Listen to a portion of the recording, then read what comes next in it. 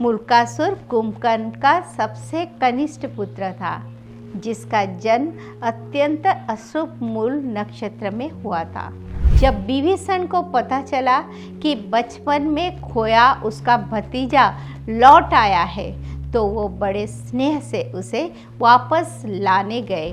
चंडीकास्त्र का प्रयोग किया और मुल्कासुर का सर घट से अलग कर दिया। श्री राम सानिध्य वसंग जगत आनंददायिनी उत्पत्ति स्थिति संहारकारिणीम सर्वदेहिनम। नमस्कार, उदय इंडिया डिजिटल में आपका स्वागत है। मैं हूँ पल्य अपराजिता। जगत जननी सीता रामायण की नायिका है, जिनका नाम सुनते ही श्री राम के पीछे खड़ी सलज मुस्कान लिए हुए देवी का चेहरा सामने आता है। लेकिन जब माता सीता को क्रोध आता था तो वो महाकाली के समान संहारकारी हो जाती थी। मैंने आपको पहले भी बताया था कि कैसे माता सीता ने दशानन रावण से भी शक्तिशाली सहस्त्र रावण का वध किया था। आज मैं आपको बताती हूँ कि माता सीता ने कुंभकर्ण के बेटे मुल्कासुर का भी वध कर दिया था। कुंभकर्ण रामायण के प्रमुख खलनायकों में से एक है। कुंभकर्ण के दो पुत्र कुंभ और निकुंभ के विषय में रामायण में विस्तार से बताया गया है और उसके एक और पुत्र भीम का वर्णन भी शिव पुराण में आता है। किंतु उसका पुत्र मुल्कासुर के बारे में कहीं पढ़ने को नहीं मिलता। इसका कारण ये है कि कुंभकर्ण ने उसे बचपन में ही त्याग दिया था। मुल्कासुर कुंभकर्ण का सबसे कनिष्ठ पुत्र था, जिसका जन्म अत्यंत अशुभ मूल नक्षत्र में हुआ था। अशुभ नक्षत्र में जन्म लेने के कारण वो राक्षस कुल के लिए संकट बन सकता था।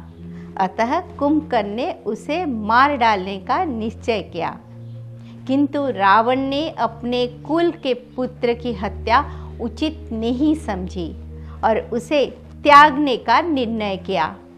रावण के निर्देशानुसार उस नवजात बालक को बचपन में ही वन में छोड़ दिया गया, जहाँ पर मधुमक्खियों ने अपने मधु से उसका पालन पोषण किया।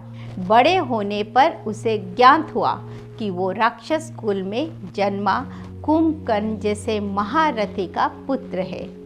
ये ज्ञात होने पर लंका पहुंचा, जहां पर उसे पता चला कि लंका में एक भीषण युद्ध हुआ है, जिसमें उसके पिता वीरगति को प्राप्त हो गए हैं।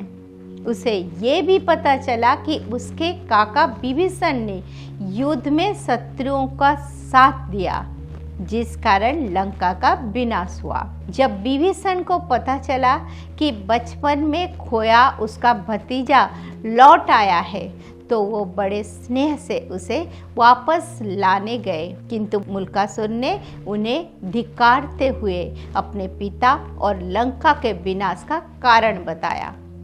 अपने हृदय में प्रतिशोध की ज्वाला लेकर वो लंका से वापस चला गया। उसने प्रतिशोध लेने के लिए परमपिता ब्रह्मा की घोर तपस्या की। ब्रह्मदेव के प्रसन्न होने पर उसने उनसे अमरता का वरदान मांगा, किंतु उन्होंने मना कर दिया। उस पर उसने ये वर मांगा कि चूंकि उसे राम और विभीषण से प्रतिशोध लेना है, अतः उसका वध किसी पुरुष के हाथ ना हो, साथ ही कोई परा देवी जैसे दुर्गा अथवा काली भी उसके वध को उद्धत ना हो। अगर उसका वध हो तो किसी सामान्य नारी के हाथ वो भी उसके हाथों जिसका उसने अपमान किया हो। ब्रह्मा ने मुस्कुराते हुए वरदान दे दिया। ऐसा वरदान पाते ही मुल्कासुर घमंड के मद में आकर अब तो इसका विनाश असंभव है, पूरे विश्व में त्राही मचता हुआ लंका की ओर बढ़ा। मार्ग में दैव योग से उसे ऋषियों का एक झुंड मिल गया, जिससे वार्ता करते हुए अपने पिता के वध के शोक में मुल्कासुर ने कहा कि जिस चंडी सीता के कारण मेरे पिता और कुल का नाश हुआ है, उसे मैं अवश्य मृत्यु के घाट उतार दूंगा। उस पर उनमें से एक ऋषि ने क्रोधित होकर उसे श्राप दे दिया और कहा, हे नराधम, तूने अनुचित शब्दों से एक सती का अपमान किया है, इसीलिए जा, जिस स्त्री को तूने चंडी कहकर बुलाया है उसी के हाथ तेरी मृत्यु होगी। ऐसा श्राप पाने के कारण मुल्कासुर ने क्रोध में उस ऋषि का वध कर दिया और अन्य ऋषि भय से वहाँ से पलायन कर गए। अब कोई समय नष्ट न कर वो लंका पहुँचा और विभीषण को युद्ध के लिए ललकारा। विभीषण अपने सेना सहित युद्ध करने आए, किंतु ब्रह्मा के वरदान के कारण उसे परास्त नहीं कर पाए। युद्ध 6 मास तक चलता रहा और अंततः विभीषण को युद्ध क्षेत्र छोड़कर हटना पड़ा। विभीषण तत्काल अपने पुष्पक विमान से अयोध्या पहुँचे और श्री राम से सहायता मांगी। श्री राम तुरंत लक्ष्मण एवं हनुमान सहित लंका पहुँचे और मुल्कासुर को युद्ध के लिए ललकारा। दोनों के बीच भीषण युद्ध छिड़ गया, किंतु 7 दिनों तक युद्ध होने के बाद भी श्री राम उसका वध ना कर सके।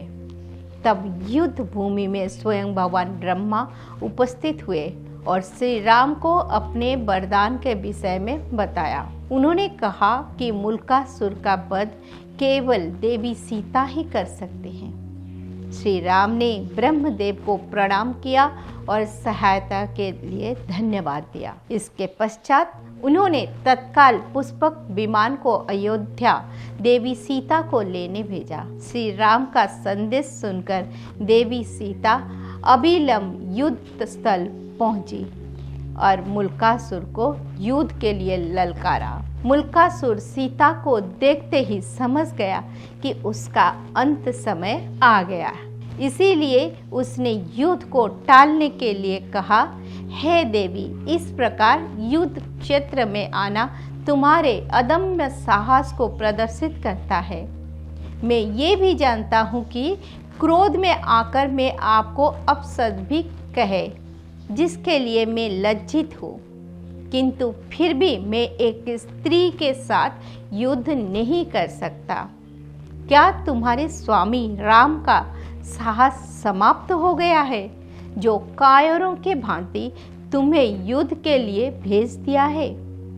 जाओ और जाकर अपने स्वामी से कहो कि अगर युद्ध करने का साहस ना बचा हो तो युद्ध छोड़कर भाग जाए। श्री राम के बारे में इस प्रकार के अपशब्द सुनकर सीता ने क्रोधित होकर कहा, हे नीच, तू अपनी तुलना मेरे स्वामी से करता है। सत्य तो ये है कि तू उनके समक्ष एक बालक के समान है। तू किस प्रकार उनका सामना कर सकता है जब तुझे मुझ जैसी एक स्त्री से युद्ध करने में इतना भय लग रहा है? तेरे पिता कुंभकर्ण तो वीरतापूर्वक लड़ते हुए मेरे स्वामी के हाथों वीरगति को प्राप्त हुए, किंतु तू तो उस महावीर के नाम पर कलंक है। किसे पता था कि कुंभकर्ण का पुत्र ऐसा कापुरुष होगा, जो एक स्त्री से भी युद्ध करने से भयभीत होता हो। एक स्त्री द्वारा अपने पुरुषार्थ पर ऐसा कटाक्ष मुल्कासुर को सहन नहीं हुआ। क्रोध में आकर उसने देवी सीता पर अपने बाण से प्रहार कर दिया। वो तो यही चाहती थी। उन्होंने तत्काल ही चंडी कास्त्र का प्रयोग किया और मुल्कासुर का सर घट से अलग कर दिया। उस अजय राक्षस का वध होते देख सभी हर्ष से भर गए। संपूर्ण युद्ध भूमि देवी सीता के धन्यवाद से गूंज उठी। ये कथा हमें एक और संदेश देती है कि जब कोई पुरुष दैव योग से विवश हो जाता है तब एक स्त्री ही उसे उस संकट से उबार सकती है।